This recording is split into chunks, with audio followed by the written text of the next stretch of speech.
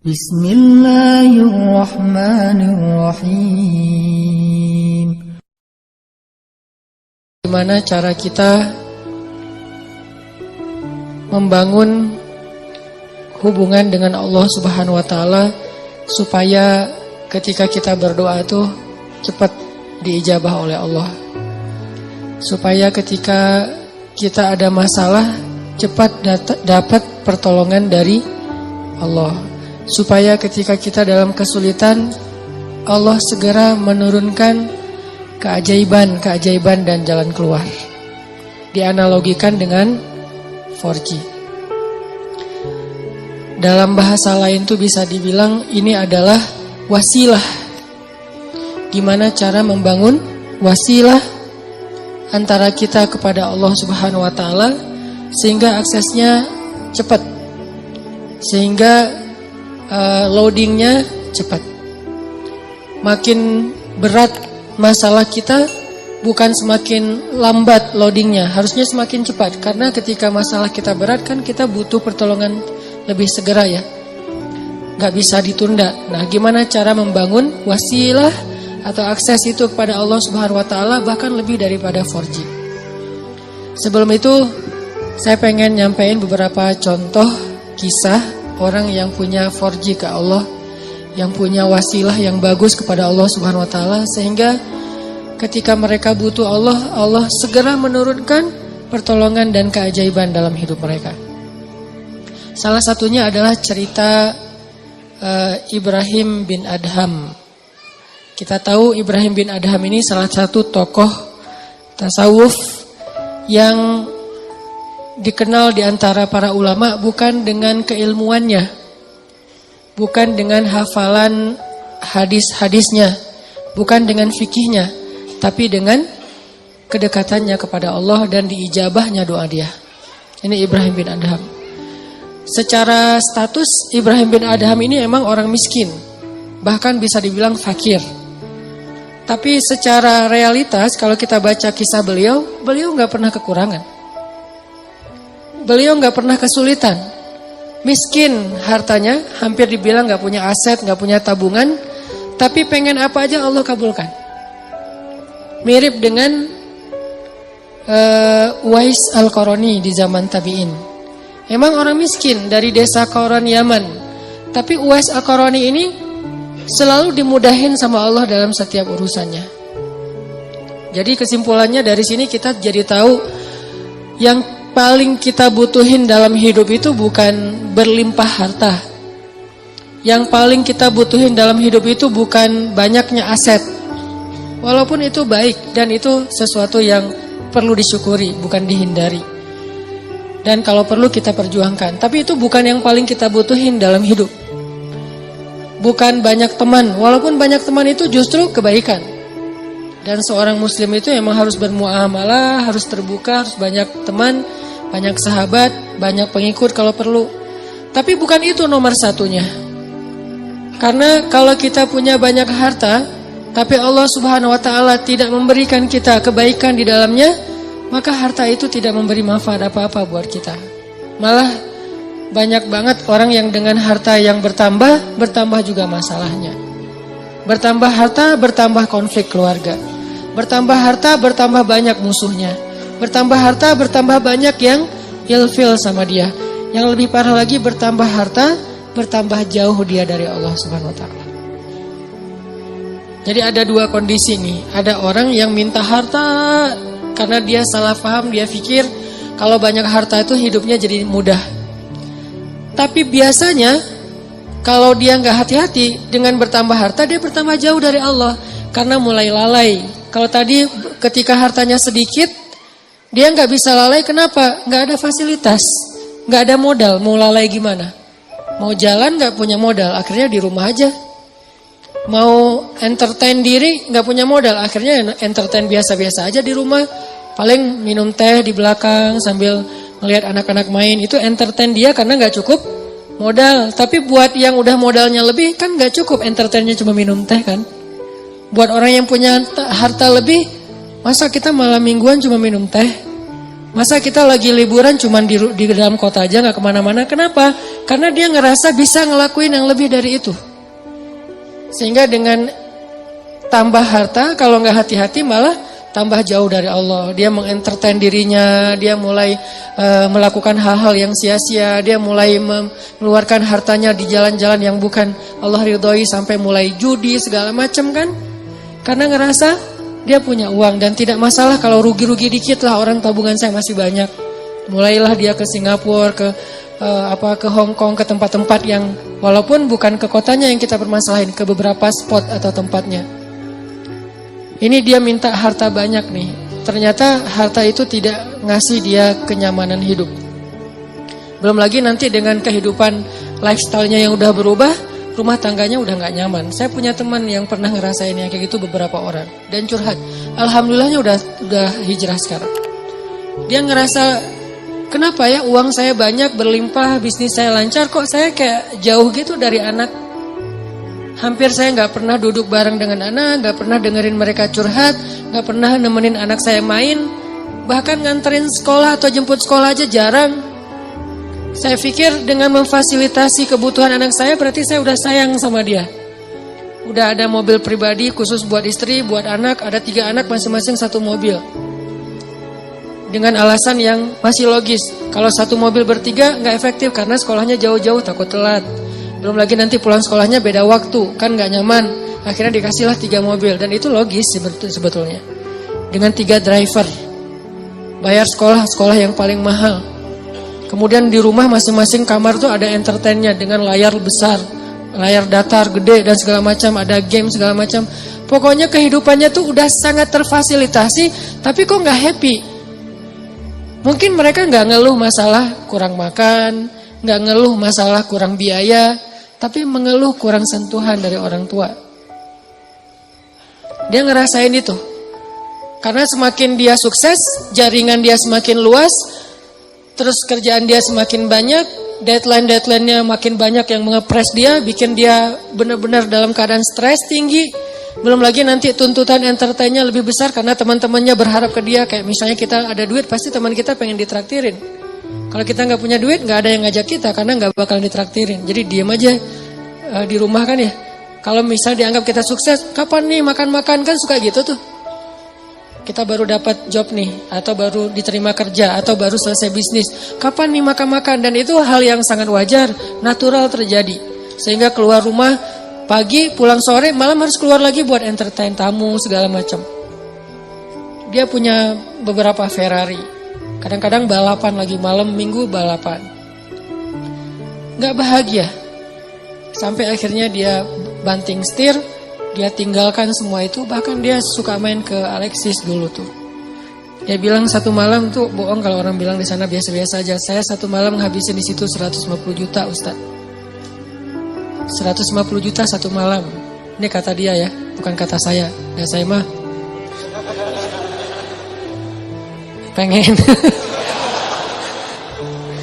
pengen berdakwah, curiga aja. Enggak lah. Niatnya berdakwah, pulang nauzubillah gitu.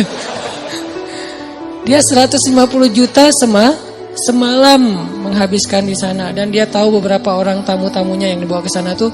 Jadi wajar kalau uang ratusan juta juga nggak cukup buat entertain aja udah sekian. Belum lagi yang istrinya, yang tas Hermes-nya berapa sekali beli, sekali belanja. Belum lagi nanti biasanya kebutuhan mereka kan bertambah sesuai dengan kemampuan ya. Kayak misalnya tadinya kalau masih kemampuannya terbatas, naiknya motor bebek yang ngisi bensinnya paling Pertalite. Dan itu juga berapa sih sebulan gitu kan. Kalau udah yang cc-nya 4.000 mobil, belum lagi motornya, dari pajaknya aja udah beda, dari servisnya aja udah beda. Pasti drivernya beda, harga driver mobil Avanza sama driver yang udah pakai mobil-mobil mewah tertentu, pasti beda harganya. Berarti bertambah kebutuhan bulanannya nih. Belum lagi mereka kalau mau tadi entertain itu udah beda seleranya. Kalau misalnya duit udah banyak, udah gak mau lagi jalan-jalannya dalam negeri dong. Minimal Singapura. Lagian kadang-kadang udah sampai ada kesan, bosan ke Singapura. Ke Singapura bosan. Kemana tuh? Ke Jepang? Bosan. Kemana? Ke Hong Kong, wah bosan juga. Jadi banyak kota, banyak negara udah bosan. Maunya entah ke kutub atau ke planet lain gitu. Saking banyaknya duit. Dan itu natural terjadi loh. Pasti kayak gitu. Gak usah jauh-jauh, kita aja kadang ngerasain walaupun bukan masalah bab luar negeri ya. Kayak misalnya tadinya jajan di warung juga udah cukup. Ketika nambah uang harus di mall. Yang tadinya beli baju tuh cuman di pasar, Andir juga cukup. Sekarang harus ke PVJ, ke TSB. Kenapa beda? Karena kemampuannya udah bertambah, jadi seleranya juga nambah. Rasa-rasanya pakai baju yang gak ada brand itu kayak malu gitu. Ketika kita udah punya kemampuan lebih, semuanya harus branded. Kehitung aja dari ujung kepala sampai ujung kakinya itu berapa juta. Satu ini aja udah, kadang sepatu di rumahnya itu sampai beberapa lusin. Ada yang udah sampai lupa, saya punya sepatu itu ya, sampai kayak gitu. Artinya ini kalau Allah kasih harta doang, bukan harta doang ya. Karena kalau harta masih ada kalimat berkah, baik. Jadi jangan menjudge orang kaya, bukan. Kalau cuman harta doang, ini kondisinya kayak gitu. Satu lagi kondisinya, gak dikasih harta, tapi Allah kasih sayang Allah. Allah kasih perhatian Allah. Allah bikin dia jadi preferred hamba, jadi VIP.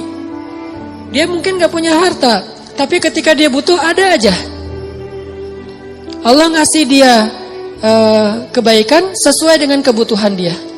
Ya Allah, saya udah lama nih ngontrak pengen punya rumah sendiri. Tiba-tiba Allah mudahin rezekinya, bisa beli. Udah gitu normal lagi rezekinya.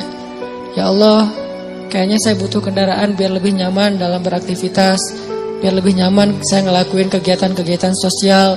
Biar lebih nyaman saya berdakwah kalau dia seorang dai. Allah kasih harta, beli mobil sesuai dengan kebutuhan dia, akhirnya normal lagi. Jadi grafiknya itu sesuai kebutuhan. Bukan naik, dia nggak butuh, dan itu bahaya. Dia grafik rezekinya naik, sementara nggak berbanding lurus dengan kebutuhan, itu malah jadi bahaya. Akhirnya larinya kemana? Ke entertain. Kalau grafik rezekinya naik sesuai kebutuhan, itu akan istilahnya berkah, bermanfaat banget.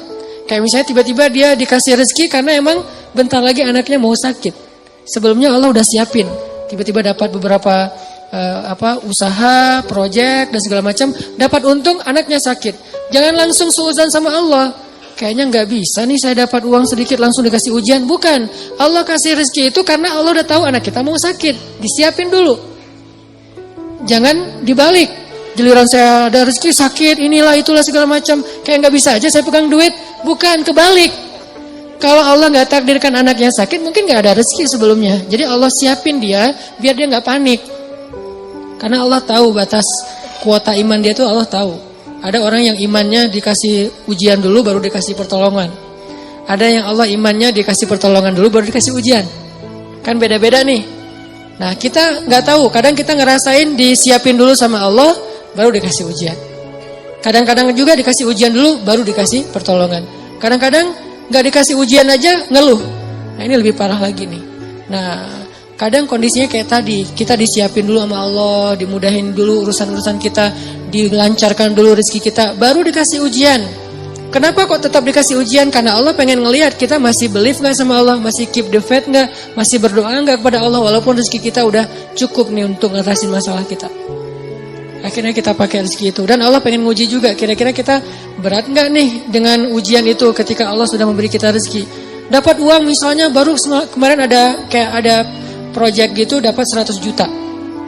Udah gitu terjadi musibah, anak sakit, habis setengahnya 50 juta. Kita ngeluh. Duh, kalau saya nggak ada masalah pasti saya masih utuh nih 100 juta. Enggak, justru Allah Subhanahu Wa Taala ngasih kita bonus 50 juta. Gara-gara Allah pengen ngasih kita ujian. Kalau nggak ada ujian, mungkin 50 juta, 100 juta sama sekali nggak ada, nol. Hanya kebutuhan harian kita doang. Kenapa nggak berbaik sangka kayak gitu kepada Allah? Sama kayak tadi, misalnya saya pernah mobil saya keserempet. Orangnya zalim, marah duluan, dia curi start. Sebelum saya marah, dia marah dulu. Kebiasaan. Kalau kita kan sebelum orang marah kita minta maaf duluan ya. Kita baik-baikan duluan, kita ketawa duluan biar nyaman nih ngomong komunikasinya. Dia enggak, dia marah duluan. Akhirnya karena dia marah duluan, dia kayak punya bargaining gitu. Akhirnya saya terpaksa bayar 1,5 juta. Gak lama, seminggu kemudian saya dapat 15 juta dari sebuah usaha. Waktu itu saya masih punya beberapa usaha. 15 juta. Kadang you was wish, datang setan ngebisikin, kalau kemarin gak ada masalah udah utuh nih 15, udah jadi 16 juta setengah kan. Ini gara-gara kemarin ada masalah jadi pas 15 juta gak ada tambahan. Enggak, kalau kemarin saya gak keluarin duit 1,5 juta, maka gak ada 15 juta. 15 juta itu reward Allah buat keikhlasan, kesabaran saya. Bukankah Allah mengganti kerugian hambanya dengan yang lebih baik? Jadi logika ke Allahnya kayak gitu. Sehingga ada hamba yang kalau kita lihat dia nggak punya aset yang berlebih. Ada sih cuman nggak banyak-banyak amat. Nggak punya tabungan yang kayak gimana gitu. Biasa aja tabungannya. Masih normal banget. Bahkan sedikit riskan. Ini gimana kalau anaknya sakit nggak ada duit? Kan ada Allah. Ini bukan kata-kata pasrah ya. Ini kata-kata tawakal. Beda pasrah sama tawakal. Pasrah nggak berikhtiar. Tawakal tetap ikhtiar, tapi ikhtiar itu tangan. Hatinya bergantung kepada Allah. Jangan sampai hati bergantung ke tangan. Jadi kalau tangan nggak megang duit, hati resah. Harusnya tangan mah megang duit, megang emas, megang perak, megang apa aja. Itu nggak ngaruh ke hati orang. Hatinya gantungnya ke Allah. Bukankah di antara arti ikhlas itu adalah tidak ada bedanya antara emas dengan batu? Di mata orang yang beriman tidak ada bedanya emas dengan batu, sama di mata dia. Gak membuat dia lebih bahagia gara-gara dia pegang emas, gak membuat dia berkeluh kesah gara-gara dia megang batu. Biasa aja. Dia manfaatkan emas, dia syukuri, dia sedekah, dia pakai untuk fasilitas dirinya, dia berikan hak-hak orang yang ada di dalamnya. Kalau dia megang batu, ya sudah, dia bersabar. Jadi gak ngaruh buat dia, karena hatinya di langit bukan di bumi, cuman tubuhnya yang di bumi. Karena kita kan terdiri dari 2 elemen ya. Ada roh, ada jasad. Roh kita berasal dari langit. Jasad kita berasal dari bumi, diciptakan dari tanah, itu jasad. Tapi roh itu tiupan Allah. Sehingga harus kembali kepada fitrah masing-masing. Roh itu adanya hati, maka hati kita harus selalu terikat dengan langit. Walaupun realitasnya tubuh kita tetap berada dan berpijak di bumi. Jangan sampai hati ikut-ikutan berpijak di bumi. Inilah yang menjadi bahaya. Ketika hati kita udah berpijak di bumi, saat itu kita keluh kesah, saat itu kita kurang bersyukur, saat itu kita jadi banyak masalah. Jadi ada kayak keresahan gitu. Oh, dia asetnya pas-pasan, tabungannya sedikit. Kalau anaknya sakit gimana? Kalau dia ada masalah nanti gimana? Dia pakai apa? Ya asuransi nggak ikut segala macam. Ini kalimat-kalimat orang yang mungkin masih lebih percaya kepada fasilitas harta daripada hubungan dengan Allah. Ini saya lagi ngomongin hati ya, tidak ngomongin bab ikhtiar. Kalau bab ikhtiar, seolah-olah kita hidup selama-lamanya. Jadi terus mencari dunia. Dengan tangan, dengan kaki, dengan tenaga, dengan pikiran. Tapi hati, kita yakin semua itu ada di dalam genggaman Allah. Kalau bisa benar-benar sesuai fitrah ini, hidup kita bakalan nyaman. Mau kaya, mau biasa, mau kurang, mau cukup, mau kayak gimana aja. Benar-benar seperti kata Nabi, ajaban li amril mu'min. Betapa menakjubkan orang yang beriman. In asabathu sarra syakara fakana khairallah. Wa in asabathu dharra sabara fakana khairallah. Wa laisa dzalika illa lil mu'min. Jadi kalau dia dikasih nikmat, dia bersyukur, itu baik. Dikasih ujian, dia bersabar, itu baik. Walaisa dzalika li ahadin illa lil mu'min. Enggak ada yang bisa ngerasain itu kalau enggak karena dia beriman kepada Allah SWT. Jadi mau milih yang mana nih? Kalau harus milih, harta berlimpah, tapi Allah enggak titipin keberkahan di dalamnya. Atau pas-pasan, tapi nanti kalau butuh apa-apa Allah segera kasih. Kira-kira kalau mau jujur banget kita mau pilih yang mana? Gak ada yang ketiga. Cuman begitu doang nih. Karena kalau ada yang ketiga berarti kita gak belajar iman. Ketiga itu bonus, bukan bagian dari pilihan kita. Allah kasih. Walaupun kita selalu berharap yang terbaik kan. Harta yang banyak tapi juga Allah berkahi. Pengennya kayak gitu. Tapi itu namanya bukan ujian. Itu namanya karunia. Dan dalam karunia itu kita gak perlu bisa menunjukkan bahwa kita orang yang sabar. Gimana belajar sabar sementara hidup kita nyaman? Gimana kita mau disebut orang yang sabar? Gak ada masalah. Gimana kita mau disebut pemaaf? Gak ada yang buat salah kepada kita. Gimana kita mau disebut tawakal? Gak ada resiko dalam hidup kita. Terus gimana? Kalau mau disebut orang yang bertawakal, harus ada resiko dalam hidup kita. Kayak kecil-kecilan lah, belajar saya misalnya beli motor. Pak, ini mau pakai asuransi? Enggak lah. Tapi asuransinya asuransi syariat, Pak. Apa hukum asuransi syariat? Jawaban fikihnya, boleh. Kenapa enggak pakai? Saya lagi belajar tawakal. Tapi kan ikhtiar Ustaz, ikhtiarnya saya pakai gembok. Ikhtiarnya saya simpan yang aman. Tapi, dan saya nggak nyalahin orang yang pakai asuransi syariah, tapi dengan kata-kata syariah ya. Kalau asuransinya syariah, menurut saya boleh, karena ada kata syariah dan sudah ada tim ahlinya di situ secara fikih boleh segala macam.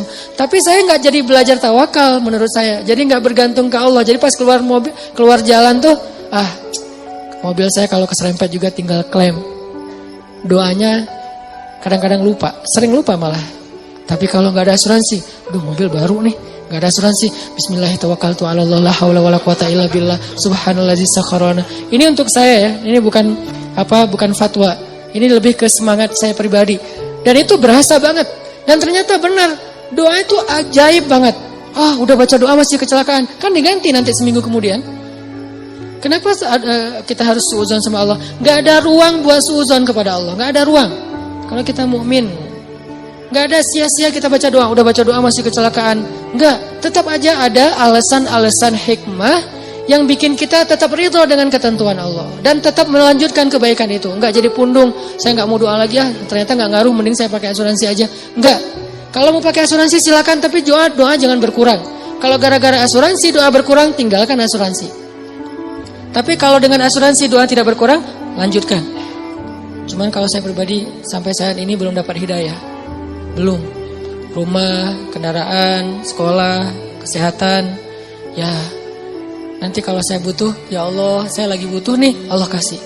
Dan itu sering banget dibuktikan oleh Allah SWT. Sehingga saya kayak sering senyum ke langit. Masya Allah ya, benar ya, Allah tuh kalau prasangka kita baik itu, Allah juga baik ke kita. Jadi kayak tenang aja, butuh apa ya sekarang? Ya udah ya Allah, pengen kayak gini, Allah kasih. Dan ajaib banget caranya. Kenapa? Karena kita juga pengen caper-caperan ke Allah, cara-cara iman yang ajaib. Begitu kita tunjukin, kita display, kita ngeposting iman-iman kita yang ajaib lewat kata-kata yang captionnya yang keren-keren, hasbunallah wa ni'mal wakil, la haula wala quwata illa billah. Apalagi nanti postingan-postingannya, activity kita emang benar-benar ajaib, ngambil resiko di jalan Allah. Wah, Allah bukan cuma nge-like, nge-repost ke teman-teman, ke makhluk-makhluknya gitu. Lihat nih hambaku. Sehingga Allah nolongin kita sambil ngepamerin kepada makhluknya biar mereka tahu betapa Allah itu Maha Pengasih lagi Maha Penyayang. Ini cara bangun akses ke Allah biar 4G. Bukan berarti saya udah 4G, ini lebih ke kayak sharing pengalaman kecil saya yang teman-teman pasti punya yang lebih dari itu, dan saling watawasaubil hak di sini, watawasaubil sob. Saling sharing biar kita makin yakin dan makin sabar. Jadi ternyata 4G kita itu dalam hidup bukan fasilitas hidup. 4G kita itu bukan kekuatan fisik. 4G kita itu bukan networking. 4G kita itu adalah hati. Jadi kalau ibarat hidup kita itu adalah perangkat smartphone, maka 4G-nya adalah iman hati. Makin kuat iman berarti makin 4G. Makin lemah iman berarti tidak 4G. Makin lemah lagi bahkan sinyalnya putus-putus. Dan di sini kita bisa tahu, makin kuat iman kita, makin mudah kita berkomunikasi dengan Allah SWT. Kadang-kadang nggak pakai kata-kata, cuman sinyal dari hati doang sampai ke langit, langsung Allah turunkan solusi. Kenapa? Karena 4G iman. Jadi 4G dalam bahasa kita di sini adalah 4G iman, akses iman kita, hati kita kepada Allah SWT.